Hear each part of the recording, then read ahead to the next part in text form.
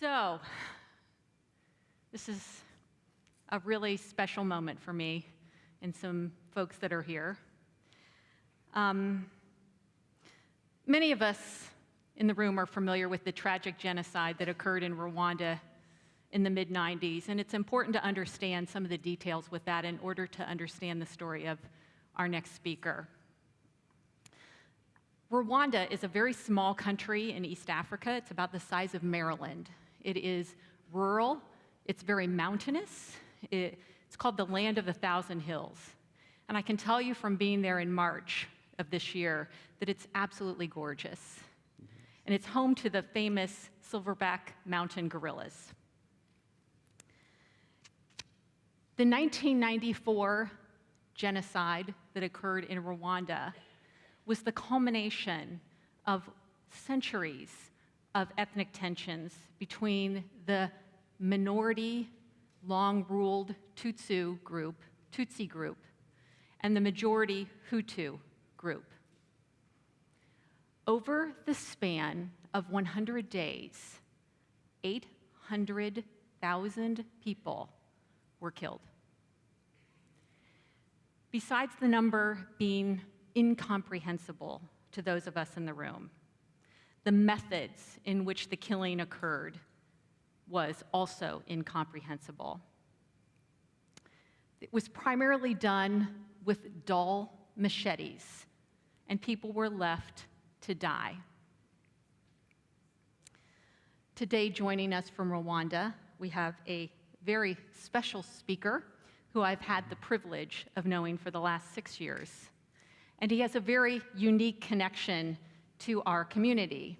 So please join me in welcoming Frederick Ndabaramiye.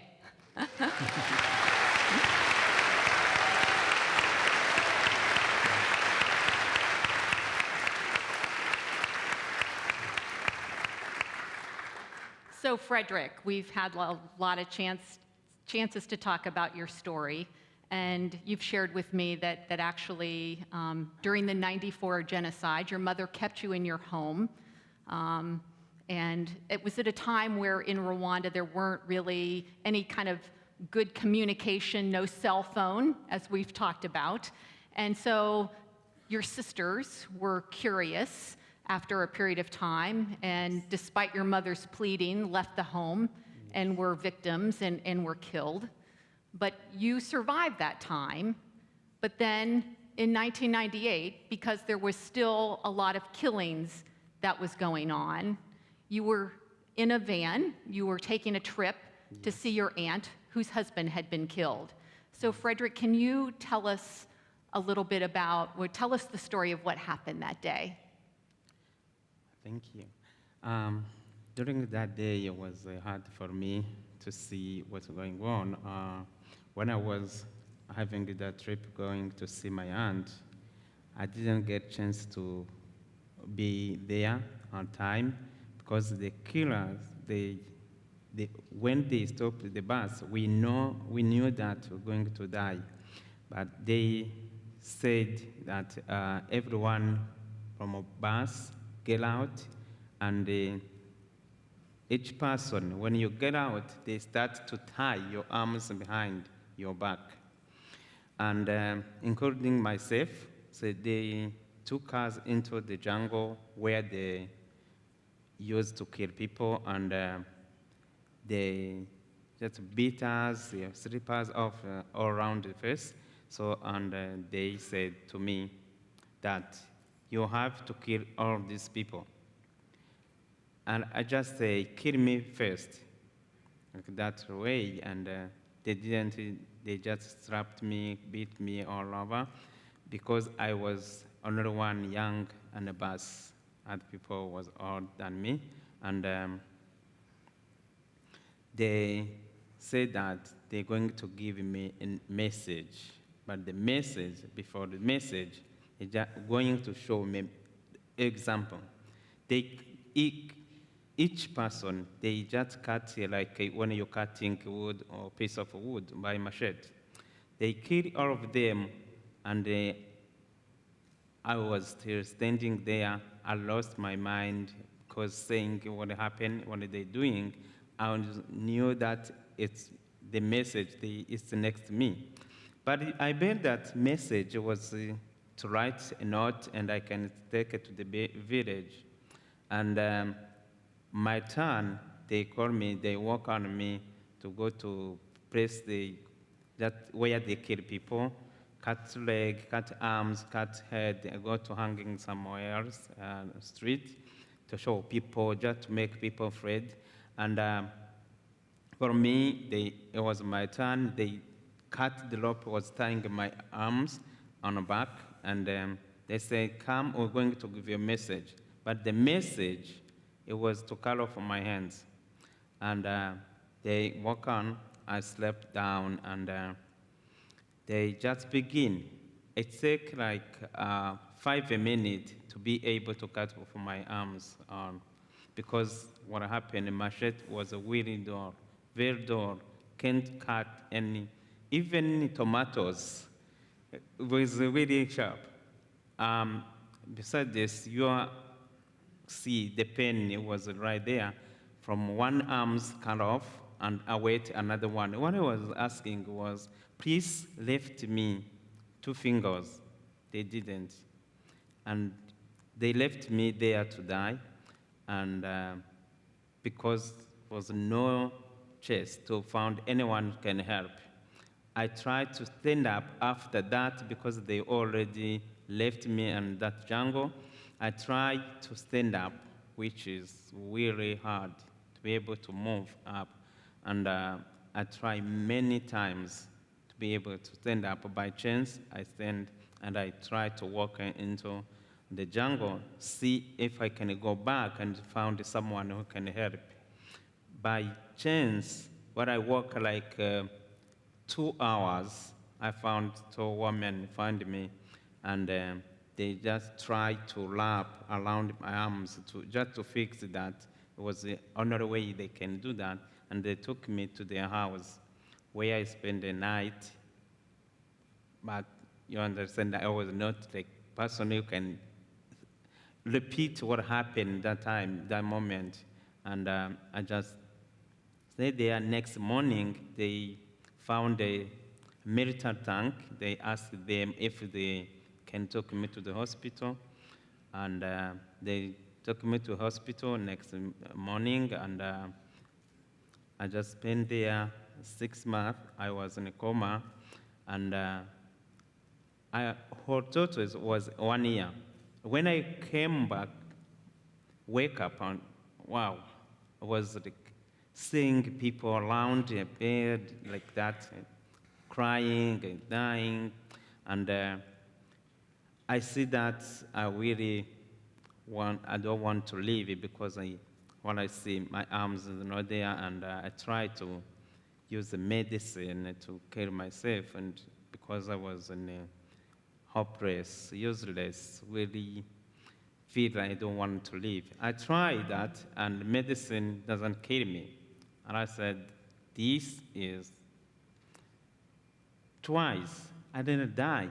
God has reason to be able to live, because I know that medicine, when you eat too much medicine, you die.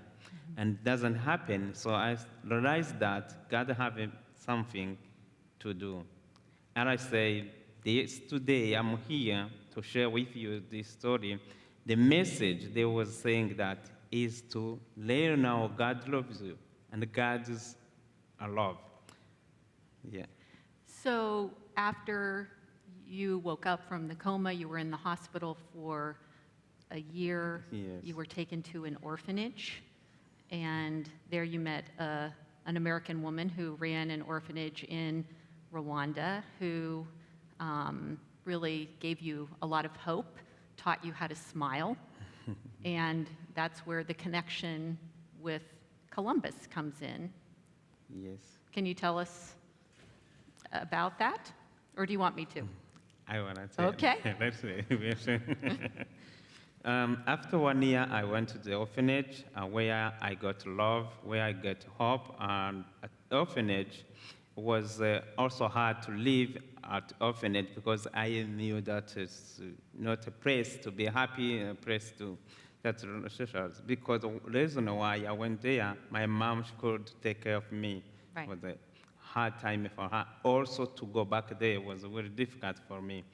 At the orphanage, I learned many things from seeing young children are there and happy.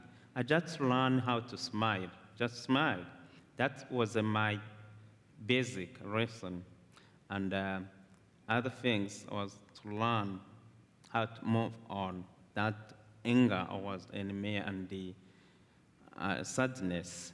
At the orphanage, I learned many things from love, from the hope. I started to hold the spoon and fell down again. I jump up, my arms. And I never stopped that. I tried because I was needed to be able to hold because it was hard for me to feed by someone else. I learned how to take a shower. Each one of you, you know how much when you take a shower, soap slipped out of your hands. For me, it was easy and hard. It was something I want, and also was something really hard. Imagine when soap jump down, how many times you will pick up that soap? From 100 times. But I try and I get it. I learned how to wear gloves and to shave, but just want to be able, not disabled. It was another way I can be, and saying that, I said I take a decision.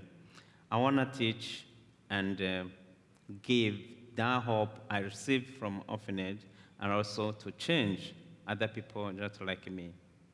Yeah. So when you were at the orphanage, you actually met Jack Hanna, who brought you here and fitted you with arms, so Yes. to Columbus. Yes.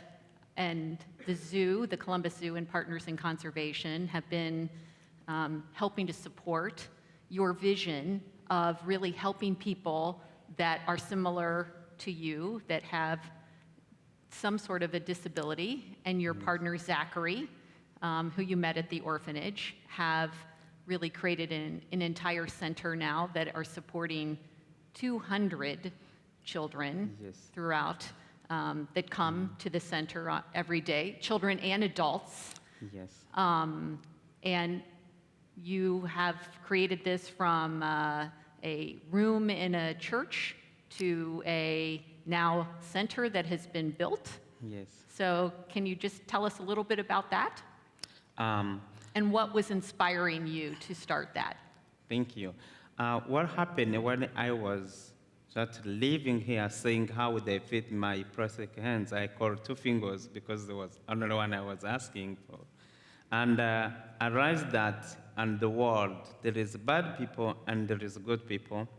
I also decided that the hope I got, I'm going to back to Rwanda to share with other people just like me. But as I have sharing with Zachary, our common discuss for the conversation, and when I got back there, that's how my vision was, just to see people was hiding in homes. I said, it's time to do what God wants me to do, because I left to do something.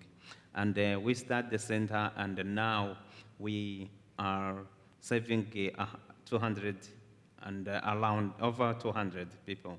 And can you tell us about the boy that a family didn't know how to take care of because he was disabled, who's at the center now?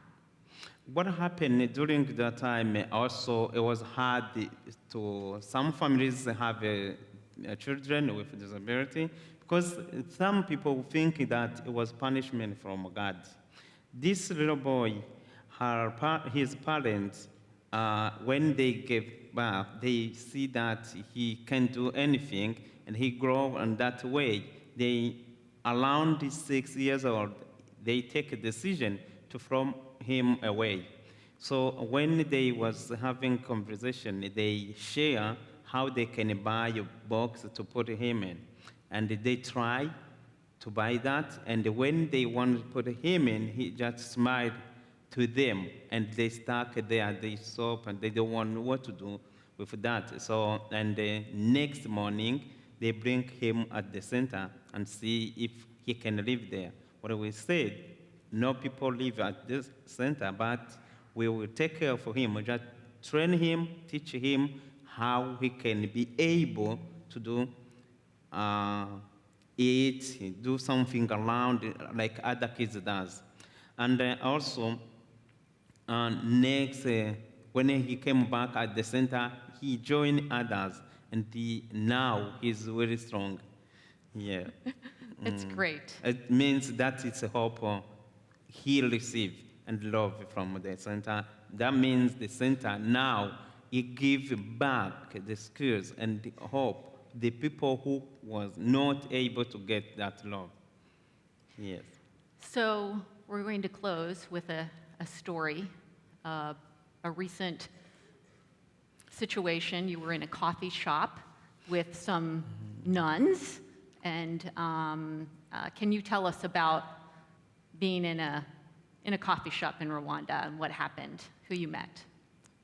Thank you. Sometimes it's really hard to repeat again, but it's really great to share with all of you because it's where I get medicine. When I was working in a coffee shop, I met the man. This man, he looked in my eyes. He said, "I know who you are." And I said, "How do you know me?" I said, "When they was cutting your hands, I was there. I was in charge for taking clothes away of people, and I remember that he was." And I say, quick, and say, "No, it was not me," because I knew that maybe he can realize that because he said, I can take him to the police.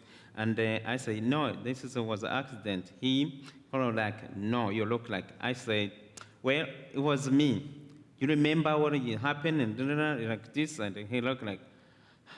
But when I tell him, I knew that it's going to help me and help him. I said, "I already forgive you." And I walk away from him. Yeah. So it was now with my mission is to give forgiveness, talk about forgiveness, because when you forgive, you feel free, you feel strong, you feel normal life. Thank you. thank you. Thank you very much.